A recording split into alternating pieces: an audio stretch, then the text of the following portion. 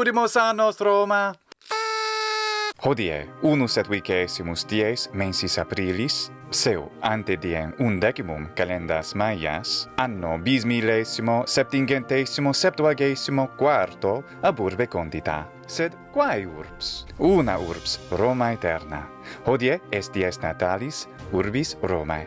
Hacta causa de principio urbis loquemur. Deque Romulo et Remo. Maior pars huius fabulae, ex titilivi libro ab urbe condita sunt est. Sunt etiam subtituli, et Anglice et Latine. Traditur 8 saecro ante Christum natum, virginem Vestali, nomine Ream Silvia, sive Ilia, fuisse geminorum matre, e andemque nuncupasse Marte, Deum belli patre esse. Sed nec dii, nec homines, aut ipsa, aut stirpem, a crudelitate regia vindicant. Sacerdo Silia, haec est Rea Silvia, vincta in custodiam datur. Puros in profluente aquam viti iubet. Forte quadam divinitus superipas tibris effusus lenibus agnis, nec adiri usquam ad iusti cursum poterat amnis, et posse quam vis languida mergi aquae infantes spem ferentibus tabat. Ita velut defuncti regis imperio, in proxima luie, ubi nunc ficus ruminalis est, Romularem vocata ferunt, puros exponunt. Vastae tuinis loci solitudine serant. Tenet fama cum fluitante alveum, quo expositerant pueri, tenuis in sicco aqua destituisset. Lupam sitiente ex montibus qui circa sunt ad puerilem vagitum cursum flexisse.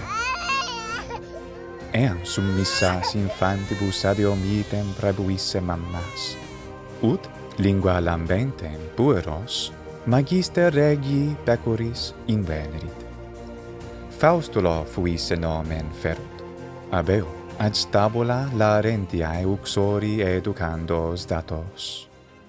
Geminis adolescentibus noe urbem condere ambobus visunt, in eisdem locis quibus a Faustulo reperti essent.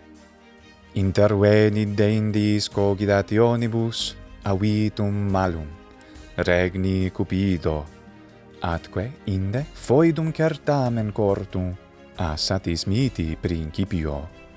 Quoniam gemini essent nec aetatis verecundia discrimen facere posset, uddi quorum tutelae ea loc essent auguriis legerent, qui nomen noae urbi daret, qui condita imperio regeret, Palatium Romulus, Remus, Aventinum, ad inaugurandum templa capiunt. Priori Remo augurium enis sefertur. Sex vultures, iamque nuntiato augurio, cum duplex numerus Romulos eos tendisset, utrumque regem sua multitudo consaluta averat. Tempore ili praecepto, ad i numero auium regnum trahebant. Inde, qual tercatione congressi, certamine ierarum ad caedem vertuntur.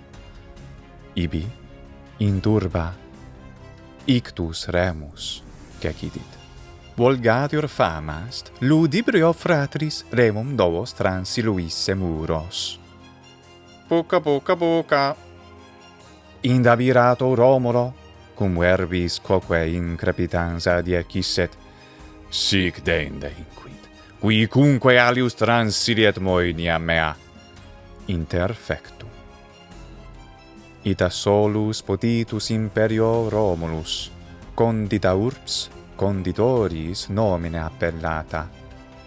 Hic dies fuit unus et vicesimus mensis aprilis, septingentesimo quinquagesimo tertio anno ante Christum natum. Ovidius poeta, apud secundum librum suum cuius titulus est Fasti, haec refert. Silvia Vestalis, caelestia semine partu ediderat, patro regna tenente suo. Isciubet au ferri parvo sed in amne necari.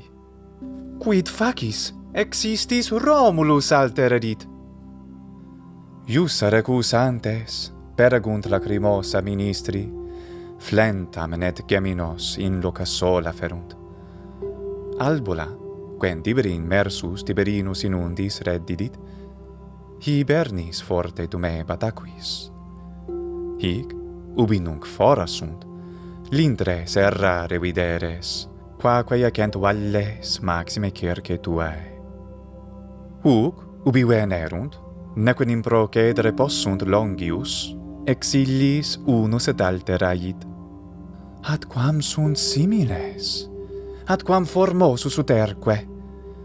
Plus tamen ex illis, iste vegoris habet. Si genus arguritur voltu, nisi fallit imago, nescio quin vobis suspicor esse Deum. At, si quis vestrae Deus esset originis auctor, in tam praecipiti tempore ferret ope. Ferret opem certe, si non ope mater egeret, quae facta est uno mater et orba die. Nata simul, moritura simul, simulite subundas corpora.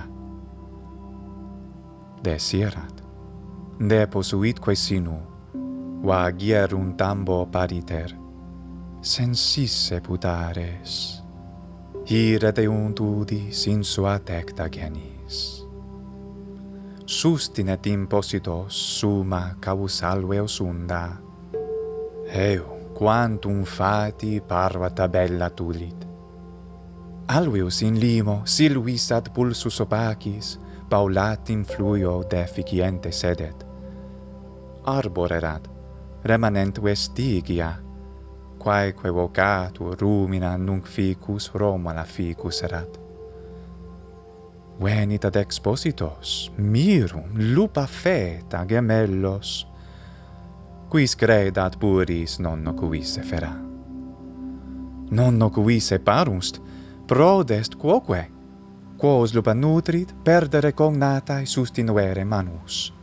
Constitit, et cauda teneris blanditur alumnis, et fingit lingua corpora bina sua. Marte satosci res, timora fuit, ubera ducunt, nec sibi promissi lactis aluntur ope.